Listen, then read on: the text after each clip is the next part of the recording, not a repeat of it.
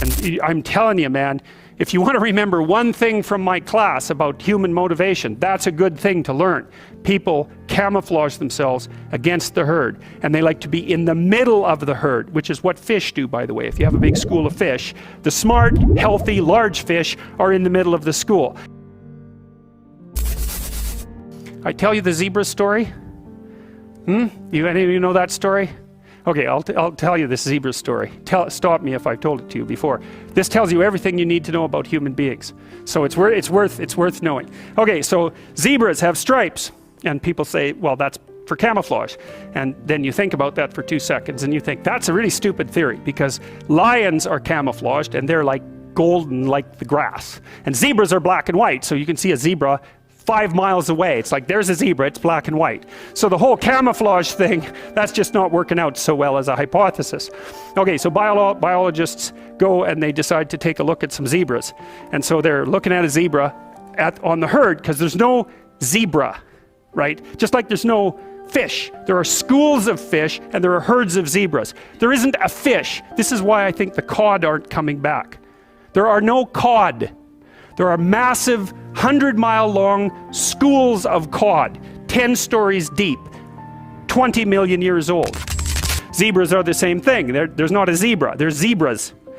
And so you're looking at the zebras, trying to study a zebra, and you look at the zebra and you make some notes, and you look up and you think, oh Christ, which zebra was I looking at? And the answer to that is you don't know, because the camouflage is against the herd.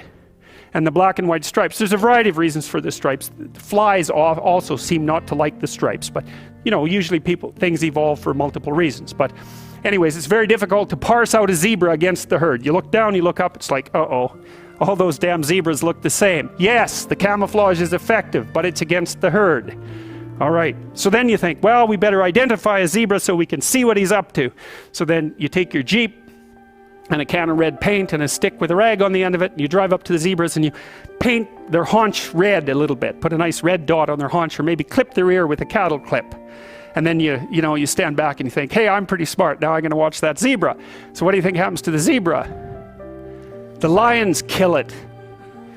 Right, because lions, they're smart, right? Hunting animals are smart. But they have to identify a zebra before they can organize their hunt. They can't just hunt the whole herd.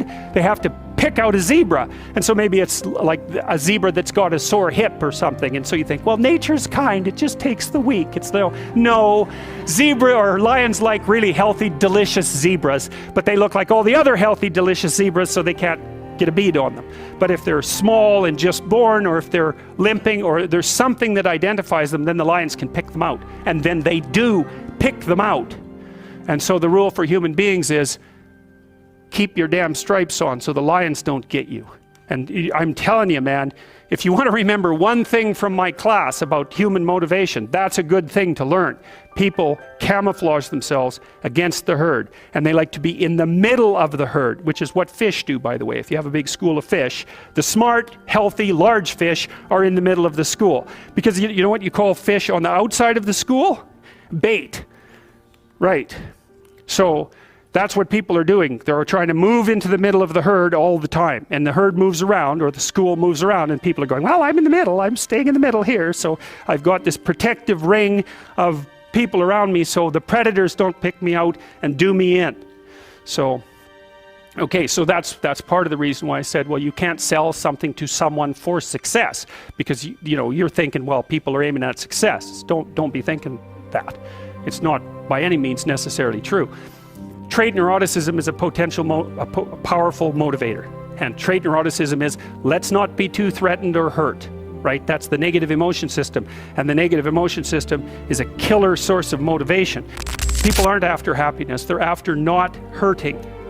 It's not, so they don't want to be extroverted and enthusiastic, right? And bubbly and full of smiles and laughter. That isn't what they mean by I want to be happy. What they mean is, I don't want to be anxious or in pain.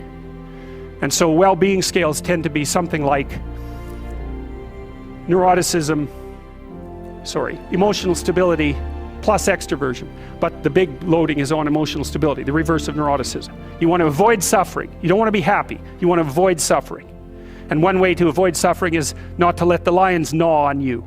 And one way of doing that is to stay in the middle of the damn herd. And so, like, I'm not being a smart aleck about this. I understand why people do that. There's real danger to being visible. There's real danger in being visible.